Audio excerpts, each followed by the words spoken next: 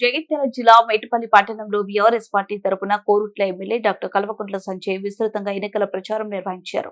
ఈ సందర్భంగా వెంకట్రావుపేట 11వ వార్డులో ఇందిరానగర్ 3వ వార్డులో నిర్వహించిన సమావేశాల్లో ఎమ్మెల్యే పాల్గొని ప్రజలను ఉద్దేశించి ప్రసంగించారు. బీఆర్ఎస్ పార్టీ పాలనలో పట్టణానికి జరిగిన అభివృద్ధి, మౌలిక సదుపాయాల కల్పన, సంక్షేమ పథకాల అమలు గురించి వివరించారు.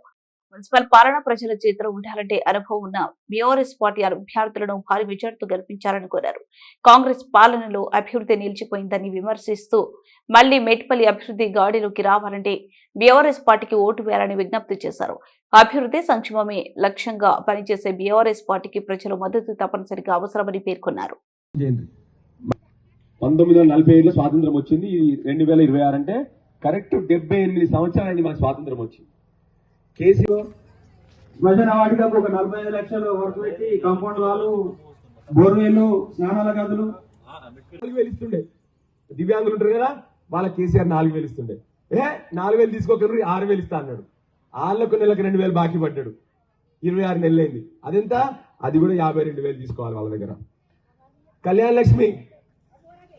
లక్ష్మి మీరే చెప్పాలి. ఇంత మరి బాకీ ఇప్పుడు తులం బంగారం బాకీ ఉన్నాడు అందరికి. అంటే అదో 2 లక్షల రూపాయలు బాకీ ఉన్నాడు అందరికి కళ్యాణ లక్ష్మికి. మా అమ్మాయిలందరికీ స్కూటీ అన్నాడు. స్కూటీ కొనిపించేవారు వాళ్ళకి ఓటేద్దామా? సరేనా తల్లి? అమ్మాయిలందరూ చదువుకున్న పిల్లలందరూ స్కూటీ కొనిస్తేనే ఓటేస్తామని చెప్పారు వాళ్ళకు. ఇక ఫీజు రీఎంబర్స్మెంట్ అయితే 10,000 కోట్లు ఇవ్వాలి మా విద్యార్థుల ఫీజులు.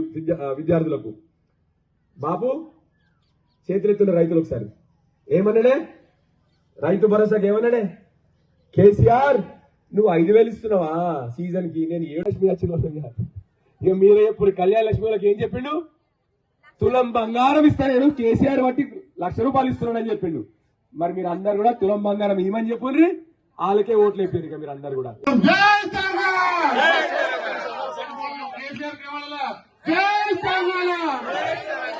మళ్ళా మన తెలంగాణ